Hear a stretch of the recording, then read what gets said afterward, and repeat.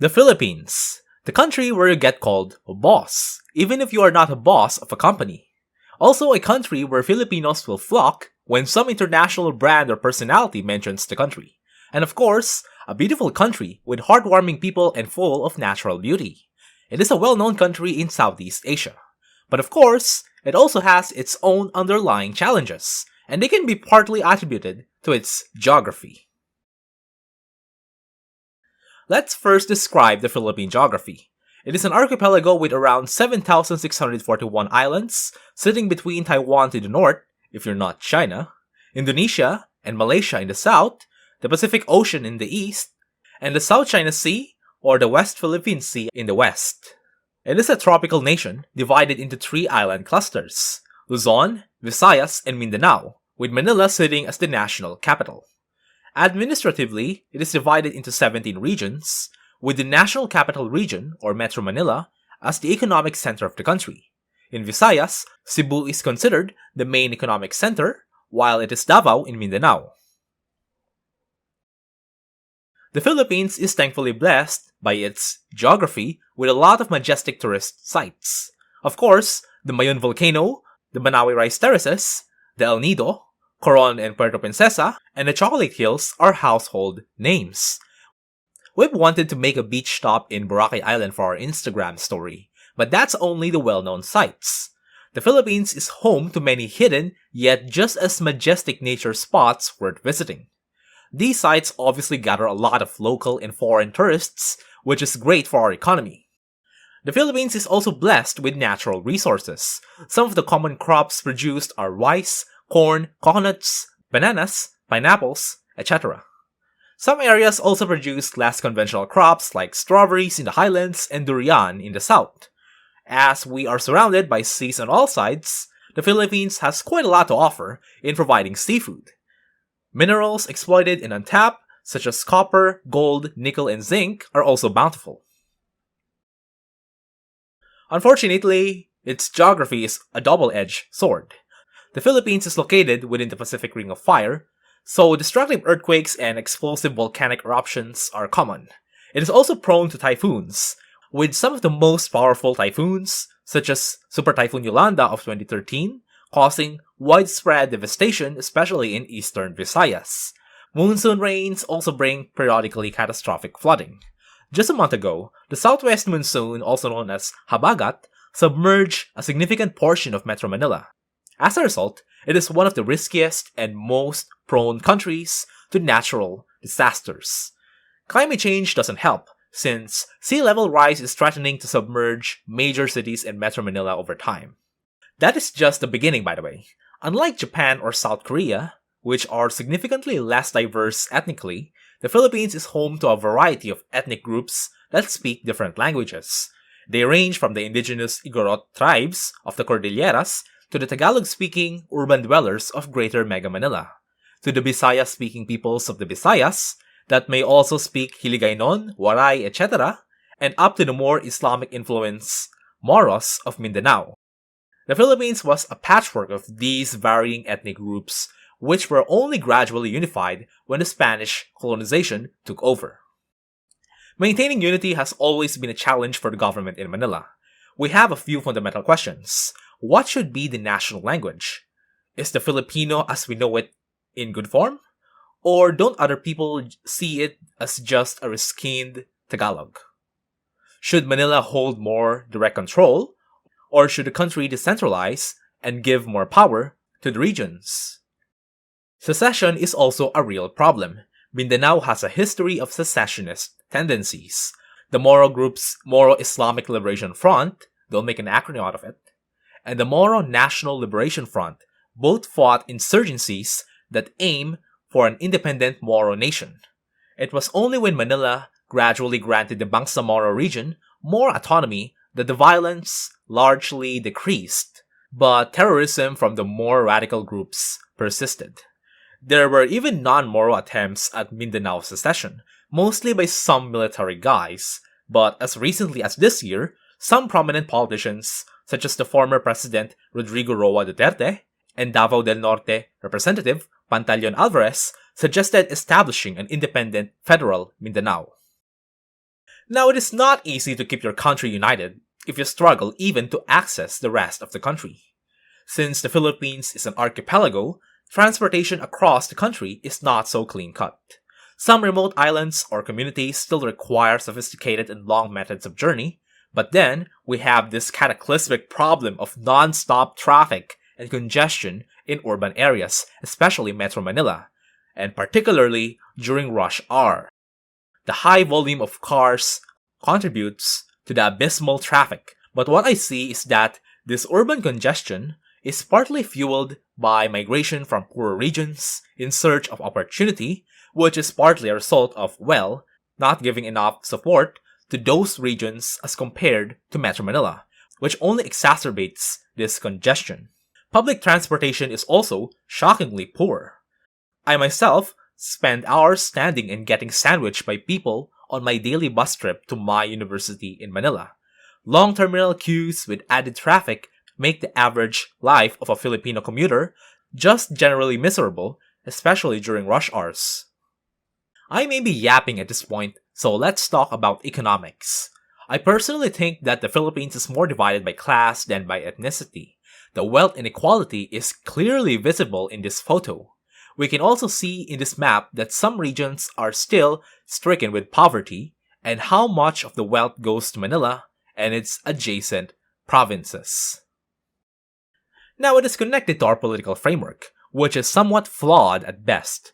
Despite having a centralized government, political dynasties and clans effectively dominate some parts of the country or even national politics. Examples are the Marcoses from Ilocos, the Dutertes from Davao, the Aquinos from Tarlac, and the Revillas and Remullas from Cavite, the so-called Florida of the Philippines. It is up to you to judge them. But in general, many people cite government corruption as one of the underlying causes of the country's woes, and they are not wrong. It breeds incompetence and mediocrity. Just take a look at government projects where a road that looks completely fine apparently needs to be repaired. It is a systematic problem because, well, politicians can always run performative ads and then keep getting re-elected by the easily swayed electorate every single time. It is a feedback loop.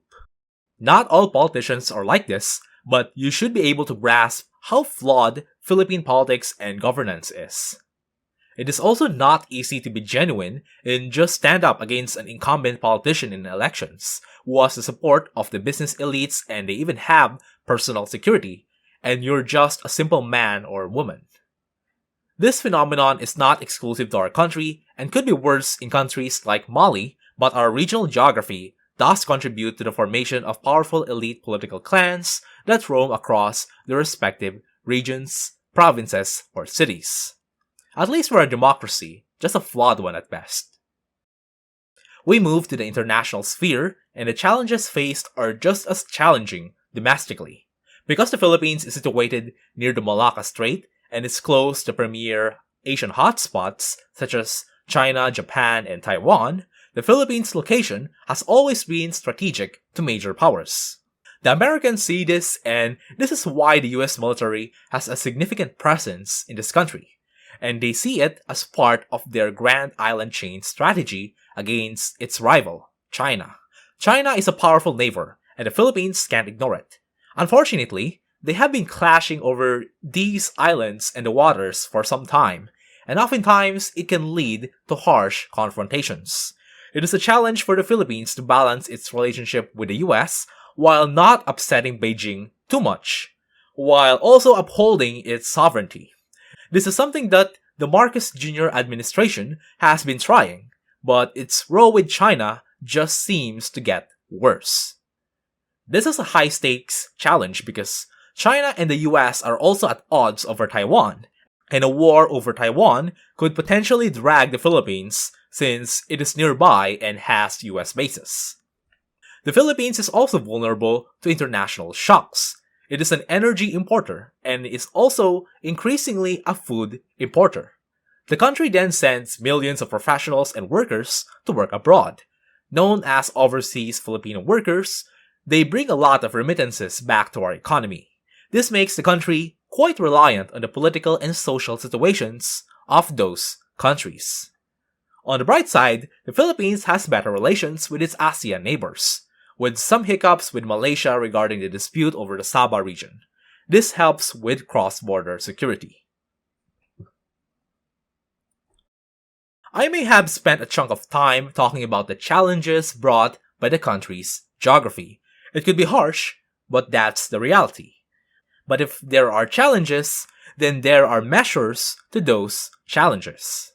Most of these problems are structural, so I don't think we have direct and immediate solutions that are practical and feasible. But we can focus on alleviation. For some of these challenges, the solution is simple. Just invest. Invest in renewable energy, build new public transport systems, such as subways and rail lines, connect isolated villages with new roads, etc. The thing here is that the government actually does this, but progress is a bit slow. Hence, we may have to endure the existing system for a long while. We also need to add proactiveness here, where the country should be more proactive in facing natural disasters before it's too late.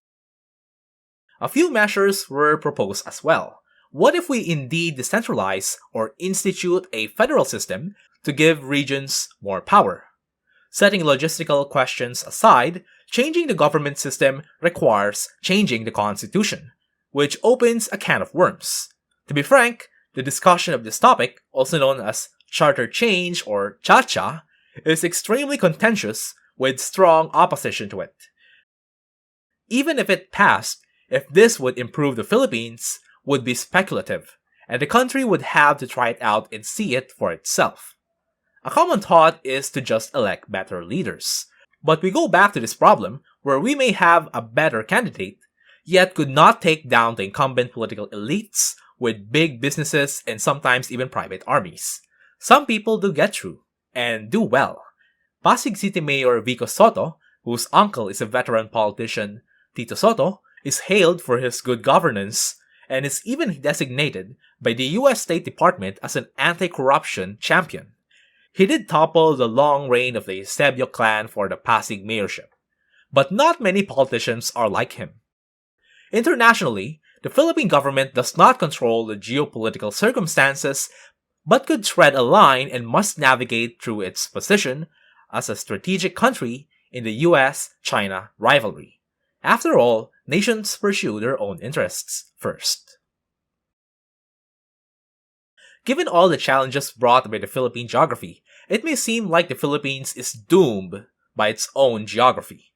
Well, it's a matter of perspective. It really seems that the country is heavily disadvantaged when it comes to natural disasters and its geopolitical location. On the other hand, the Philippines seems to be doing not too badly right now, as compared to many troubled states such as Myanmar, Sudan, and Venezuela. Strong economic growth and a strong service sector are good signals of the Philippine economy. This is offset, however, by persistent wealth inequality and government corruption. Geography is probably just part of the story. Sometimes, historical circumstances do shape the current situation. For instance, the presidency of Ferdinand Marcos Sr., which widely shaped the history of the country, which is unfortunately not exactly in a very good way, was probably not inevitable. South Korea, which was poor in natural resources and was actually a poor country devastated by the Korean War, was destined to be a poor country during the 1950s and 1960s. But the country defied its geography and had its grand economic miracle, becoming a prosperous but demographically strained country. The Philippines may have gone South Korea or even Singapore's route if the circumstances and the actions of its leaders were different. But in a nutshell, the Philippine geography indeed plays a key role in shaping its current affairs, just like how geography does with all countries. Its beautiful yet vulnerable geography is indeed a blessing and a curse. But as global affairs are constantly shifting and climate change is getting worse, we need to adapt to these circumstances with the constraints of our own geography. All ramblings aside, I encourage you to visit our country. See all the beautiful sights. I recommend you to visit the lesser known but equally majestic tourist spots and experience the warm hospitality of our people. Just don't do it for the sake of views and clickbait. Thank you for watching and please subscribe for more country neighbors.